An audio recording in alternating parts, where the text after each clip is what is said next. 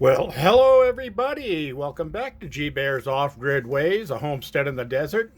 This is G Bear and I am your host tonight. And I'm showing you right now, it says 530 on there. It's 104.4 and that's down from 106 degrees. So yes, it was a very hot one today. So what did I do?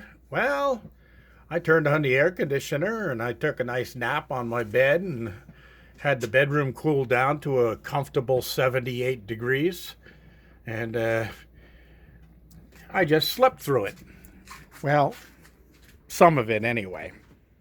Anyway, what I'm going to show you here is we're going to head on over to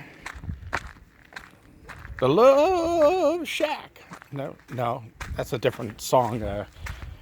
Anyway, I have the doors open here, airing out the containers. What I did was I came in here and I cleaned off my table. It was full of scrap wood, and I got it set up over here with my tools. So I have a little workplace right next to the electrical outlet in the center of the 40-foot wall.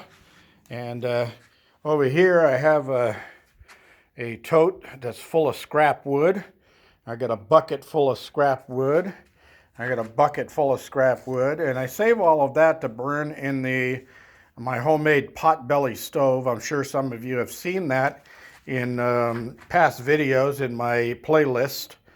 Yeah, that potbelly stove is still inside of the blue container, and I'll be making another heater for in here, but I think instead of a wood burner in here, I'm going to do a waste oil burner because they don't have to be stoked all the time, so I don't have to stop my work and move on. All right, so here's what I did. I got up some of the shelving brackets up there before it got way too hot to do anything. And I'm going to use this claw hammer as a back scratcher here because I had a fly that just bugged me. Anyway, yeah, I made these L-shaped pieces, and I bolted them together here by doing a half and half cut and then drilling a hole and putting a bolt through. And then, of course, I had to use spacers at some of the locations up there to give it the position that I wanted them in so that they're nice and straight up and down. And then I had the two 2x12s, the one I bought yesterday and one that I had laying around here that I had bought a long time ago. Now both of those, well, you can see the purple on it. That means it's cull lumber. That means that it was reduced for sale because it had cracks or whatever in it. And this one had, somebody had started saw cutting it, and then they had, the customer probably decided, no, never mind, I don't want it. Well, it was already cut, so they got to sell it as cull. They spray it with a purple paint so that marks it as that. Well, I got both of those. They're usually close to $24 each, and I got each one at 70% off because they were cull lumber. So if you're in the right place at the right time, that's the way to do it. Okay, so one was a 12-footer, one was a 10-footer. So I had the 12-footer actually had a bad end on it. And I had to cut off a piece anyway. It wasn't 12 feet. It was only like 11 and a half feet. So I cut them both off at 10 foot, and that's where they ended. So then I had to put a secondary support here. So when I start with the next ones, I'll buy 10-footers on the next ones, unless I can get 12-footers that are cull again. But those will butt up against these and then run over, just overhanging on that one. The last one. Then I'll have to put another one like this on the other side of that, and I can do two more pieces down that way before that's as far as I want to go because the garage door will be in the way. So that'll give me 30 feet of shelving up here, and then I'll put 30 feet on that side.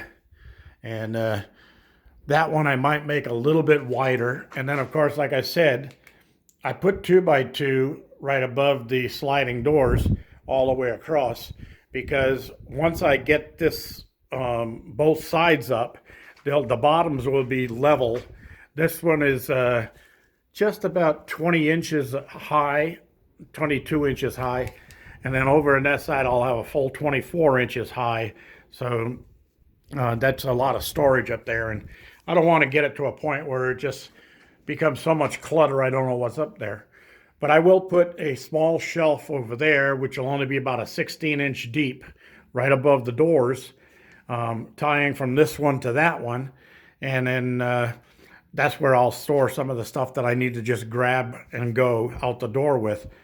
So I'll always have a ladder in here to get up there and grab what I want, but that's my plan for there.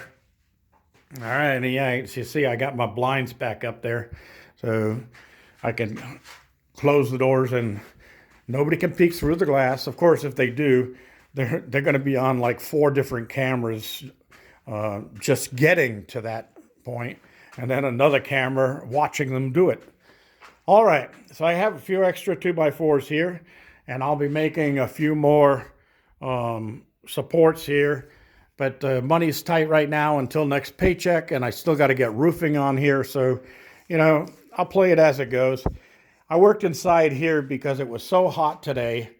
It's just miserable. And I worked in here for probably just a few hours before it got so hot that I just couldn't stand it out there anymore. And there was no breeze. The wind had died down completely. So that's where we stand right now. I'm going to start cleaning out this area here while I'm waiting for that next check to come.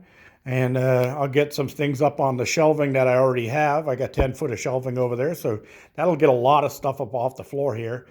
Then I have some lumber over there that just has to get out of here. So I'll get that out of here, like an old fence gate. Don't need that inside here.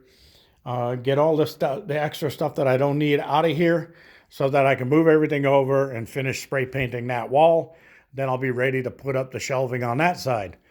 Oh yeah, the other thing I did was I did buy some carriage bolts and nuts and washers, and not only for my shelf supports, but you remember when I put the roof on up there, that plate that run along there, all it had was a 1/4 inch self-drilling hex head screws going through. So I put carriage bolts up there and drilled them all the way through into the inside of the container, put a nut and a flat washer on the inside.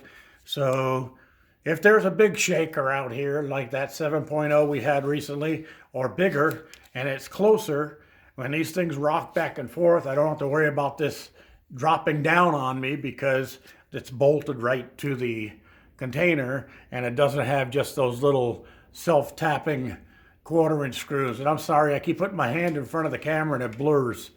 I've got to stop doing that. All right, well, that's about it. I'm gonna go in and pour a cold one. It's getting about that time, so I'll relax for the day and see what I'm going to do on the next trip. G-Bear reminding you, give me a thumbs up down there. Don't forget to share with your friends. Don't forget to download it if you want to save any of these videos. And don't forget to go through my playlists. And right up there at the top, you'll see where it says playlist. Go through the playlist and see what's in there. I've got 539, 540 or so videos on there. So there's a lot to see. And those of you interested in electrical experiments, it's in there. And I've got things on there about solar dehydrators, and I've got stuff on there about Fresnel lenses and things like that. And I'll be getting some of those things built back up around here. So don't forget, check those out.